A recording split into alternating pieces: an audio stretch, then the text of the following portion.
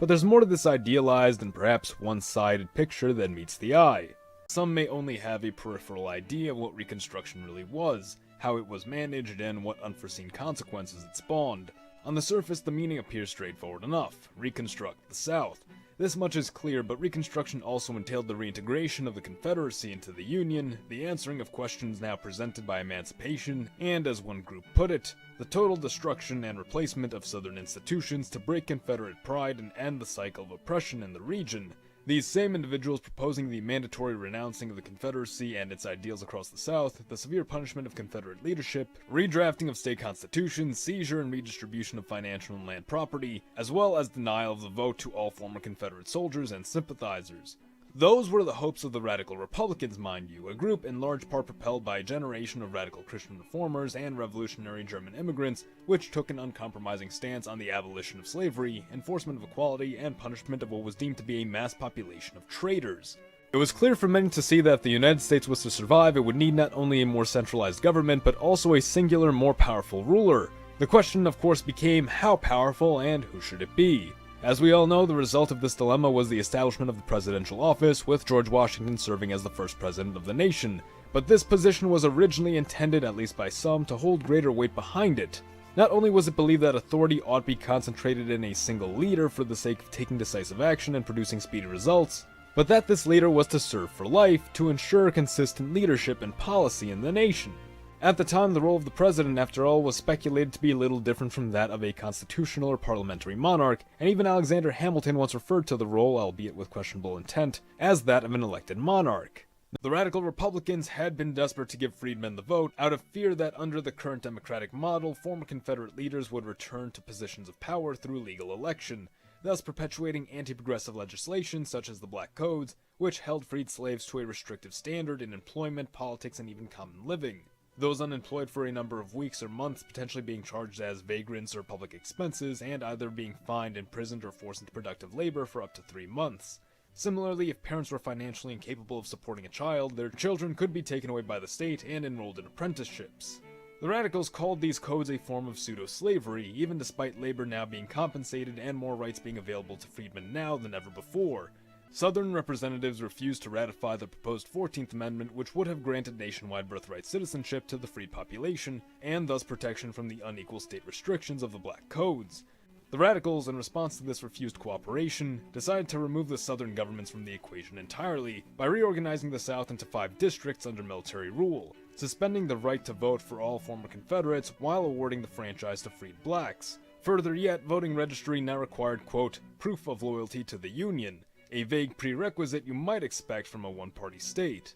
Perhaps not a gross mischaracterization, as by this point the Radical Republicans dominated Congress, were capable of overriding the president's vetoes, and saw to neutralizing what little authority he did have to manage the South via General Ulysses S. Grant, who was loyal to the Radicals' ideals. Federalist fears of Republican recklessness are perhaps best summarized by President John Adams, who wrote that democracy never lasts long, and all throughout history has paved the way for its own demise. That, quote, democracy has never been and never can be so durable as aristocracy or monarchy, but while it lasts, it is more bloody than either. Now, of course, some might imagine that there'd be little to no chance of Americans accepting a king to rule over them, especially after having just fought a war to break away from one, but such a consideration was not far out of the realm of possibility. There was even a time the Continental Congress had been so desperate to re-establish order in the states that a Prussian prince of all things was once offered the position.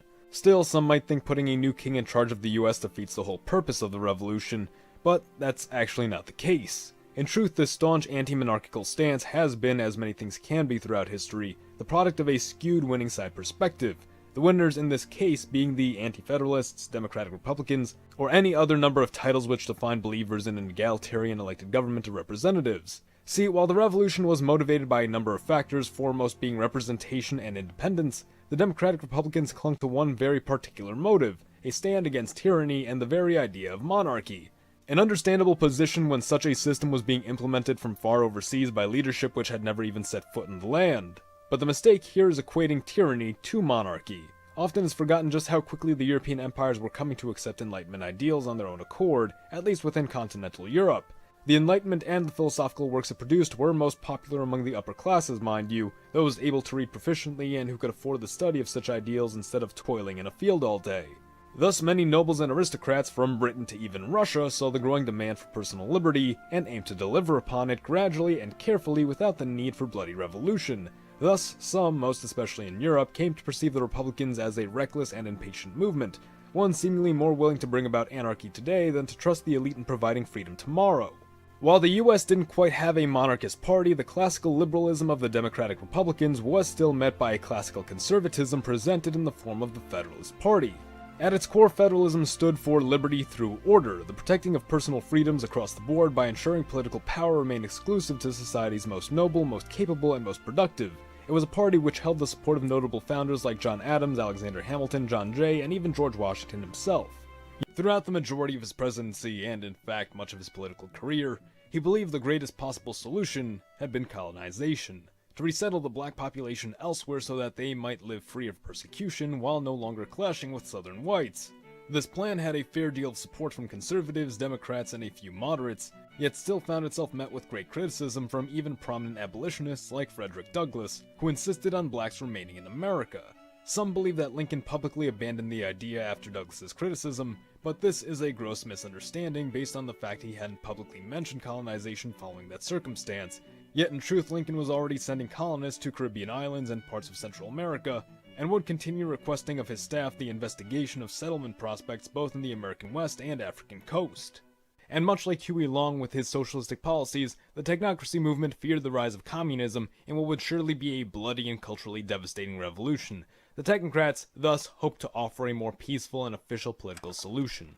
A major distinction between communism and technocracy is their stance on class. Whereas communism aimed to eliminate class differences, the technocrats recognize that in this world there are leaders and there are followers. There will always be a ruling class and there will always be a class below that. Leaders must lead, followers must follow, and ideally the most intelligent of society should be the leaders. Everyone else is but a worker drone who just needs to punch in, punch out, then enjoy his free time. If that sounds good to you, you might just be a worker drone. No shame in it. Immediately, Lincoln would be able to appoint a commissioner of his choosing to the Freedmen's Bureau. Officially the Bureau of Refugees, Freedmen, and Abandoned Lands, it was meant to serve as a temporary agency to oversee and direct provisions, clothing, fuel, and shelter as was necessary throughout the post-war South. Under the Radicals and their appointed commissioner, Oliver O. Howard, the Bureau was expanded and shifted its focus to improving the lot of freedmen especially, enacting several programs aimed at redistributing Southern resources to the former slave population, with an authority that Johnson likened to that of a dictator, and one which Commissioner Howard himself claimed gave him legislative, judicial, and executive powers combined within his district of captured lands to do with people and property as he saw fit. The Bureau under Oliver had claimed varying success from state to state, some boasting excellent results, while others were rife with corruption and abuse of power. The heart of each techno was to be what is known as a megalopolis, a vast stretch of metropolitan urban land, where in a technocracy, intellectuals and workers could congregate, produce power for the rest of the techno, and operate all the necessary life functions of the national machine. Radicals would enact legislation which now allowed them to remove and appoint new officials through the military occupation. Johnson would even remark that the Congress had become an illegal body intent on subverting and replacing the Union government. It was these very repressive conditions which led disenfranchised Southerners to the desperate point of creating their own radical, vigilante, and terrorist groups, such as the First Ku Klux Klan, Red Shirts, and White League, whose goals lied in overthrowing the Reconstruction government and removing what was perceived as a northern dictatorship, masked by an illusion of democracy. Although by nature's standards, improvement really just means surviving and reproducing, humanity by comparison holds higher things in regard: thought, creativity, beauty, things which may very well be unique to us in all of existence, and in large part that's perhaps why it is in mankind's best interest to actively build himself as he has civilization. For in 10,000 years it wouldn't matter that humans have evolved to survive longer and reproduce more, if humanity as a whole had then become incapable of studying science, of creating art, of thinking with purpose. In the entire existence of humanity, which itself is hardly a blip in all of time, barely 15% of that existence has seen what might be considered civilization. It's not out of the realm of possibility for humanity to slip back into a primal state, especially as traits such as intelligence, dedication, and empathy no longer prove to be as necessary to survival. Humanity strives for more than just survival, and it's in our best interest that it not only stays that way, but that it gets better as we believe it can be.